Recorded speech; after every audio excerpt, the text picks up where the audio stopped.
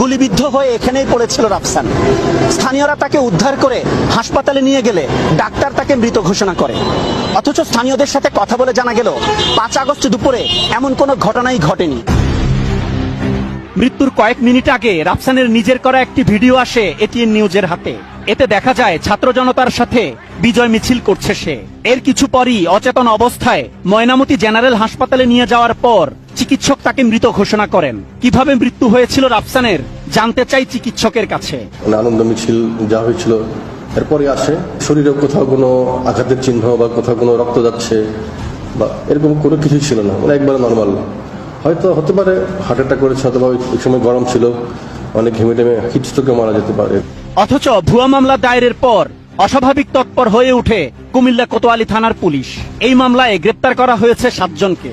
দুপুরে মামলা দায়েরের পর রহস্যজনকভাবে সন্ধ্যার মধ্যেই 30 কিলোমিটার দূরের চান্দিনা থানার কুটুমপুর থেকে গ্রেপ্তার করা হয় ফরিদ আহমেদকে, যিনি মামলার 91 নম্বর আসামি। এই মিথ্যা মামলায় তাকে রিমান্ডেও নিয়েছে পুলিশ। ফরিদের স্ত্রী জানান 3 সন্তান নিয়ে অসহায় অবস্থায় দিন কাটছে তার। নিজে রোজগার করতে নিজে খাইতো, অতটুকুই, নাহলে কোনো দল নিয়ে আসা তার কোনো মাথা ব্যথা ছিল না। আজকে তো সারাদিন ভাই আমি রান্না করছি না, আমার বাচ্চারা কিছুই খাইছে না। আমার স্বামীরা যেভাবে আমার কষ্ট দিতে আমার স্বামীরে কষ্ট দিছে, আমি এটা সঠিক বিচার চাই।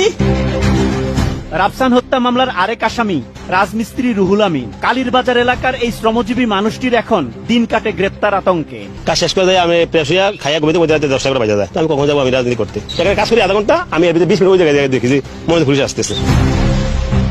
এই মামলার বাদী রানু মিয়ার কাছে আসামির তালিকায় নিজের নাম দেওয়ার কারণ জানতে চেয়ে কল দেন একজন।